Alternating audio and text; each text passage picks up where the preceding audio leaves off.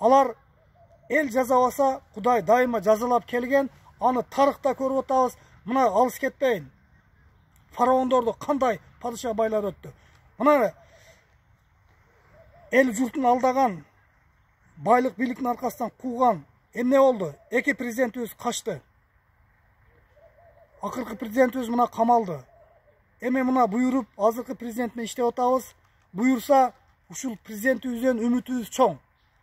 Бирок президентибиздин тегерегинде президентибиз жакшы саясат алып барып жатат. Бирок тегерегинде ушул пакта койгондор көбөйүп атат. Адилеттүүлүктү, жакшы сөзү элдин үнүн толук жеткизбей атат. Бирок буйурса, мен ойлойм, баары жакшы болот. Эл азырынча сизге ишенип турабыз. Себеби башчыбыз болмоюнча мамлекет болбойт. Мына өлүмдү айтмакчы, эсиңиздерде болсун. Ушул депутат болуп барам дейсиздерби, элдин жүгүн көтөрөсүздөрбү?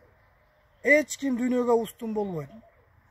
Эртеңби, бүгүнбү, 1 сааттан кийинби мен өзүмө деле мен гарантия бере албайм. Мага бир окуя таасир этти. Bir tanışım ayalın bagam dep, Rossiyaga иштеп кетип, ошол жактан өлүгү келди.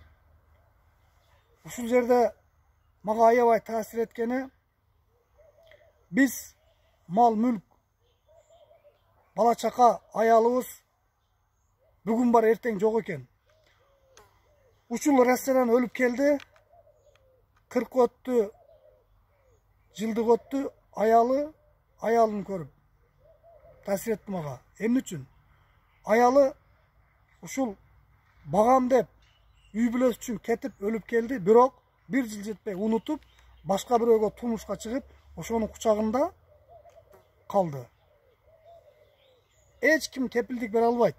Сиз, мен эртең ушул ситуация башыбызга түшпөйт деп. Ар бирибиз башыбызга түшүп калышыбыз мүмкүн. Минген машинам, 2 этаж үйүм калып кетиши мүмкүн. Балким бүгүн машинеге биз акыркы жолу отуруп өлөрүбүздү билбейттирбиз.